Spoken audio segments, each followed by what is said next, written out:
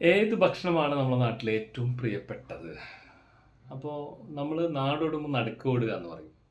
അപ്പോൾ അതാണ് ഇന്നത്തെ ടോപ്പിക്സ് നമ്മൾ ചർച്ച ചെയ്യുന്നത്. എൻ്റെ പേര് ബുഹാരി, ഫുഡ് ആൽക്കമിസ്റ്റാണ്. കൂടാതെ തന്നെ റെസ്റ്റോറൻറ്റ് ഹോട്ടൽസ് ഫ്ലോപ്പായത് ഡെവലപ്പ് ചെയ്യലും അതുപോലെ തന്നെ സക്സസ് ആയത് ഹെവി സക്സസ് ആക്കി കൊടുക്കലുമാണ് എൻ്റെ ജോലിയും ബിസിനസ്സും.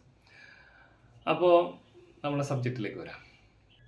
ഏത് ഫുഡ് കൊടുത്താലാണ് കൂടുതൽ നമുക്ക് നമ്മുടെ നാട്ടിൽ ലാഭം കിട്ടുക എന്നുള്ളതാണ്.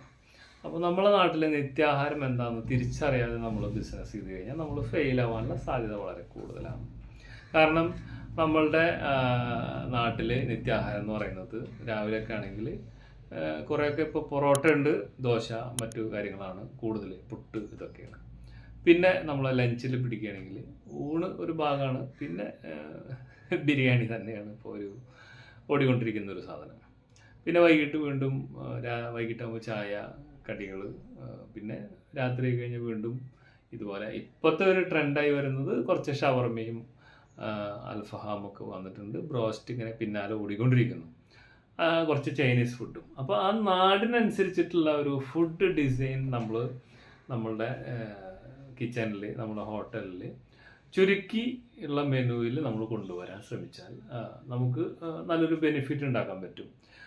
നാടിൻ്റെ പൾസ് അറിഞ്ഞുകൊണ്ട് അതിനനുസരിച്ച് നാട്ടുകാർക്ക് പറ്റുന്ന ഒരു പ്രൈസും ഉൾപ്പെടുത്താത്തൊരു ബിസിനസ്സും പെട്ടെന്ന് ക്ലിക്കാവാൻ കുറച്ച് ബുദ്ധിമുട്ടാണ്. കാരണം നാട്ടുകാരെയും കൂടി നമ്മൾ ഉൾപ്പെടുത്തിക്കൊണ്ട് വേണം ബിസിനസ് ചെയ്യാൻ.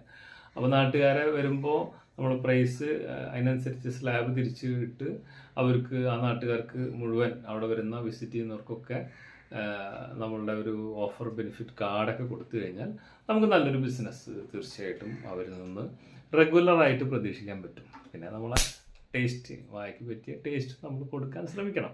അപ്പോഴാണ് നമുക്ക് നല്ല ബിസിനസ് കിട്ടുകയുള്ളൂ. ഓക്കെ, അപ്പോൾ നമ്മൾ നാട്ടുകാരെ ഉൾപ്പെടുത്തിക്കൊണ്ട്, അല്ലെങ്കിൽ ആ നാടിന് എന്ത് ഭക്ഷണമാണ് വേണ്ടത്. ഇപ്പോൾ നമ്മൾ കർണാടകയിൽ പോയിട്ട് ചെയ്യുമ്പോൾ ഒരു പക്ഷേ കർണാടകയിൽ ബാംഗ്ലൂർ ഒഴിച്ച് ബാക്കിയുള്ള സ്ഥലങ്ങളിലൊക്കെ അവരുടെ കർണാടക ദൊണ്ണ ബിരിയാണി വേണ്ടി വരും.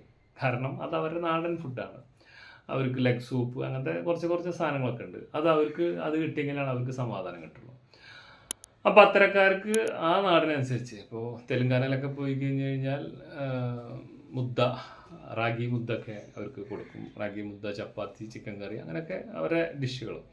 അപ്പോൾ ഏത് നാട്ടിലേക്ക് പോകുമ്പോഴും അവരുടെ ഡിഷുകളെ കുറിച്ച് കൂടി മനസ്സിലാക്കിക്കൊണ്ട്, അതുപോലെ ആ ഏരിയ മനസ്സിലാക്കിക്കൊണ്ട്, ആ ജംഗ്ഷൻ മനസ്സിലാക്കിക്കൊണ്ടുള്ള റെസിപ്പീസ് അല്ലെങ്കിൽ ആ മെനൂസ് സെറ്റ് ചെയ്യുന്നിടത്താണ് ഒരു ഹോട്ടലിൽ ഒരു വലിയ വിജയം കിടക്കുന്നത്. അത് അറിഞ്ഞ് മനസ്സിലാക്കി ചെയ്യുക എന്നുള്ളതാണ് നമ്മളുടെ ജോലി. അത് ചെയ്തു കഴിഞ്ഞാൽ നമുക്ക് ഒരു നല്ല സക്സസ് ഉണ്ടാക്കാൻ പറ്റും. പിന്നെ ആ റെസിപ്പിയിൽ കൊടുക്കുന്ന സാധനം ഒരു ടോപ്പ് ക്വാളിറ്റിയാണ്, ബെസ്റ്റാണ് എന്നുള്ളത് നിങ്ങൾ എന്ത് ചെയ്യണം, അന്വേഷിച്ച് കണ്ടെത്തി, അല്ലെങ്കിൽ ഞങ്ങളെപ്പോലുള്ള ആളുകളെ സമീപിച്ച് അത് കോൺഫിഡൻസോടുകൂടി തുടങ്ങാൻ പറ്റുന്ന രൂപത്തിലേക്ക് നിങ്ങൾ എത്തിച്ചാൽ ആസ് എ ഹോട്ടൽ ഓണർ അല്ലെങ്കിൽ ഒരു പുതിയ എൻ്റർപ്രനർ എന്നുള്ള നിലയ്ക്ക് നിങ്ങൾക്ക് നല്ലൊരു വിജയം നേടാൻ സാധിക്കും. ഓക്കെ, അപ്പോൾ ഇന്നത്തെ എപ്പിസോഡിൽ നമ്മൾ മിനിമം കാര്യങ്ങളാണ് ചർച്ച ചെയ്തിട്ടുള്ളത്. എന്തെങ്കിലും സംശയങ്ങളുണ്ടെങ്കിൽ കമൻറ്റ് ചെയ്ത് ചോദിക്കുക. അതുപോലെ സബ്സ്ക്രൈബ് ചെയ്യാൻ മറക്കരുത്. ബെൽ ബട്ടൺ അടിച്ചാൽ നിങ്ങൾക്ക് പുതിയ വീഡിയോസ് അപ്ഡേറ്റ് ആവുന്നതനുസരിച്ച് കിട്ടിക്കൊണ്ടേയിരിക്കും. Okay, congrats for watching. വരട്ടെ, സബ്സ്ക്രൈബ് ചെയ്ത് ബെൽ ബട്ടൺ വെച്ച് നിങ്ങളുടെ ഫ്രണ്ട്സിനൊക്കെ ഇത് ഷെയർ ചെയ്യാം. അതുപോലെ ഡിസ്ക്രിപ്ഷനിൽ നോക്കിക്കഴിഞ്ഞാൽ നിങ്ങൾക്ക് വാട്സപ്പ് ലിങ്ക് ഉണ്ട്. എന്ത് സംശയം ഉണ്ടെങ്കിലും ആ ലിങ്കിൽ നിങ്ങൾക്ക് ജോയിൻ ചെയ്താൽ കൃത്യമായിട്ടുള്ള വിവരങ്ങൾ ലഭിക്കും. Okay, by.